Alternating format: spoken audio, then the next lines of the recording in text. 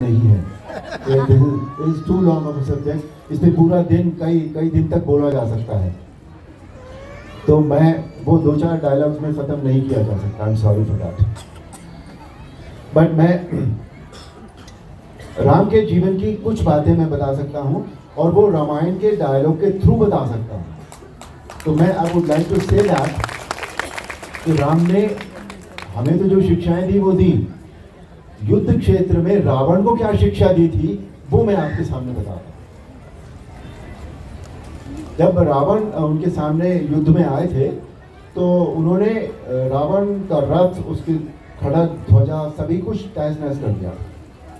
और एक पल ऐसा आया था जब हमेशा रथ पर चलने वाला रावण धरती पर खड़ा था। उस समय भगवान राम ने उनसे क्या कहा वो मैं आपके सामने रख रहा हूं। उसमें बहुत सारी शिक्षाएं आपको मिलेंगी कि राम क्या है।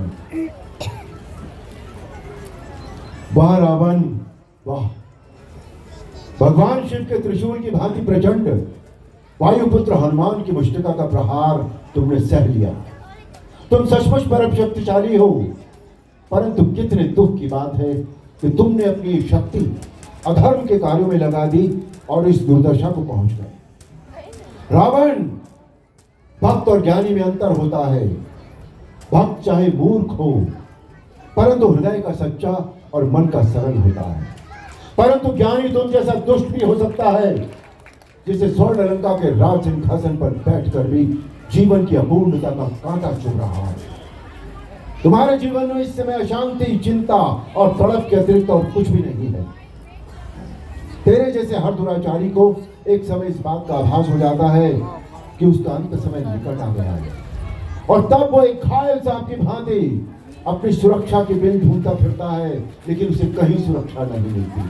वही अवस्था इस समय तुम्हारी है। तुम्हारे पाप कर्मों के विष के प्रभाव ने तुम्हारे मन की शांति को जला दिया है, और तुम उस पाप के विषाले कांटे की चुभन को छुपाने के लिए ऊंची ऊंची आवाज में बड़ी बड़ी डींगे मार रहे हो, जिन्हें तुम्हारा अपना मन भी सच नहीं मानता। रावण, इसी का नाम है दुर्दशा। अब जाओ, कल फिर शस्त्र लेकर आना।